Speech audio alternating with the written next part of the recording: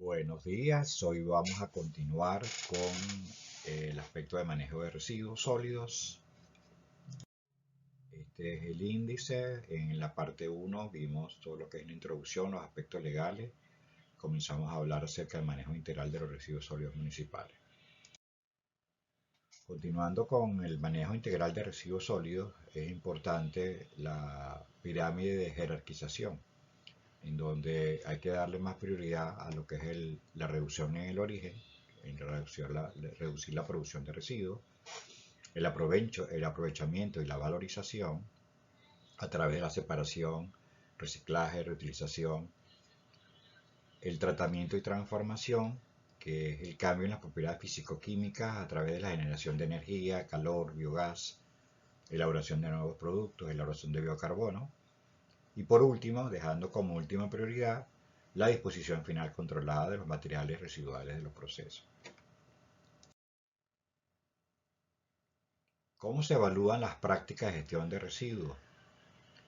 Bueno, la jerarquía de manejo de residuos se basa en una jerarquía de enfoques que se centra en minimizar la generación de residuos y maximizar la eficiencia en su manejo. Se presenta en esta forma otra visión, otra manera de ver la misma pirámide, a través de la base de la pirámide, que sería la mayor prioridad, sería prevención, la reutilización, el reciclaje, el compostaje, recuperación de energía y por último, como última opción, sería el vertedero final. Aquí vemos en este flujograma un ejemplo de lo que habíamos conversado anteriormente. Primero se debe hacer un inventario y una caracterización de los residuos. Se debe hacer una segregación y la minimización, ya sea con las 3 R, reducir, reutilizar, recuperar. Si al final de todas estas actividades quedan residuos, si no quedan residuos, bueno, ya finalizamos nuestro ciclo. Si quedan residuos, requiere de tratamiento, ya sea que se puedan hacer tratamientos de tipo biológico, como compostaje, bioremediación, landfarming, biodegradación, tratamiento en tanques sépticos, procesos físicos como separación por gravedad, filtración, centrifugación, mezcla de materiales, procesos químicos como precipitación, extracción y neutralización, o procesos térmicos como quema o incineración. Si no se pueden hacer ninguno de estos tratamientos, entonces vamos a la disposición final. Lo ideal es un relleno sanitario manejado bajo normas de seguridad, pero también hay otros métodos de disposición como incorporación en suelo, en vía, infiltración, depende del tipo de residuo, por supuesto, ¿no? Infiltración en suelo, inyección, vertimientos, emisiones, etc. ¿Cuáles son los posibles usos de algunos materiales? Bueno, tenemos el cartón, se puede reutilizar en empaque, el papel, producción de papel nuevo. El PET o polietileno tereftalato se puede reutilizar en botellas de nuevo, en películas fotográficas, etc. El polietileno de alta densidad en contenedores de agua, botellas de detergente. El polietileno de baja densidad en bolsas de envoltura de alimentos. Bueno, aquí tenemos el vidrio, que se puede recuperar, metales para fundición, orgánicos, lo que es el compost, humo, biocarbono, biogás. Se pueden utilizar los escombros, los materiales de construcción y los aceites usados, que son combustibles para diversos usos. Ahora bien, es importante mantener residuos y no desechos. ¿Por qué residuo? Porque tiene valor. El desecho no tiene valor, el residuo sí lo tiene. Ahora bien, ¿cómo se recicla el plástico, el metal, el vidrio? Los plásticos, residuos y no desechos. Bueno, los plásticos tienen una clasificación de acuerdo a su capacidad de reciclaje. El menor número es el que tiene una mayor capacidad de reciclaje, que es el PET o polietileno tereftalato. Después le sigue el polietileno de alta densidad, el PVC, polietileno de baja densidad, polipropileno y poliestireno. Y la última clasificación, que son los más difíciles de reusar. Aquí pueden ver todos los productos que se pueden hacer con materiales reciclados, como fibras de relleno de sacado de dormir, maceteros, tubos de riego, bolsas plásticas, las cajas para las baterías, aislamiento térmico, etc. O sea, hay toda una serie de materiales o de una industria, se habla de lo que se conoce como madera plástica, lo cuales son listones de plástico que pueden servir para la construcción de una infinidad de cosas. En el proceso de reciclaje de vidrio se separa y clasifica el vidrio por color y elementos. Seguimos insistiendo, residuos y no desechos. Después se retira todo el material diferente, lo que es el vidrio, y ese vidrio es triturado y mezclado con arena, hidróxido de sodio y caliza para fabricar nuevos productos. Este es el proceso de reciclaje de vidrio. Cuando vemos el proceso de reciclaje de cartón, se hace una recolección selectiva, se lleva a los centros de clasificación, eso es llevado a pulpa, se transforma en pulpa y esa pulpa se transforma de nuevo en rollos de papel. Insistimos, residuos y no desechos.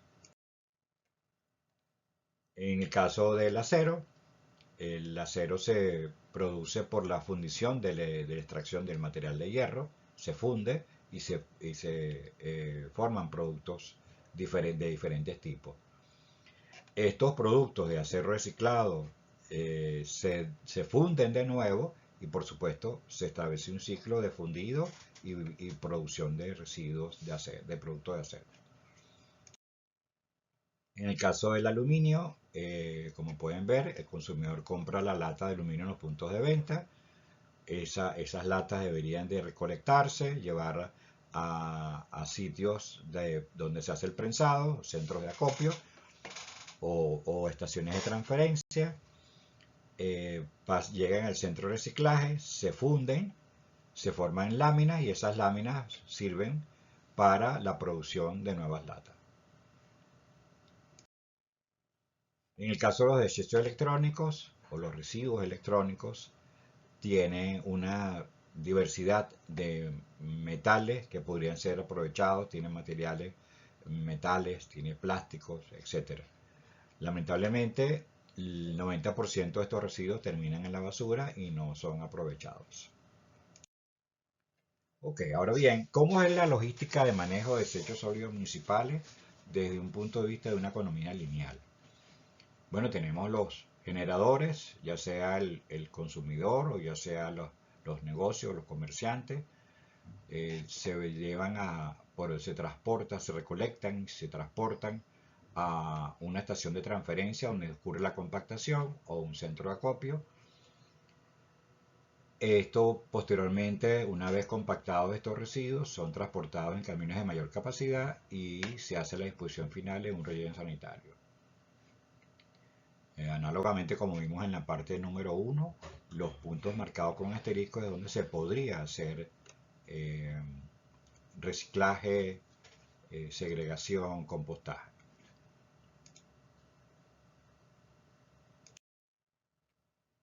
Ahora bien, esta es una logística diferente en la cual introducimos toda una industria de recicladores, de recuperadores, de materias primas. Como pueden ver, ya desde el generador, ya sea doméstico o industrial, comercial, esa segregación de esos residuos podría ir a industrias de recicladores, de recuperadores, los cuales transformarían esos residuos en materias primas que podrían ser utilizadas por los fabricantes, los mayoristas, después los detallistas y de nuevo llega al consumidor.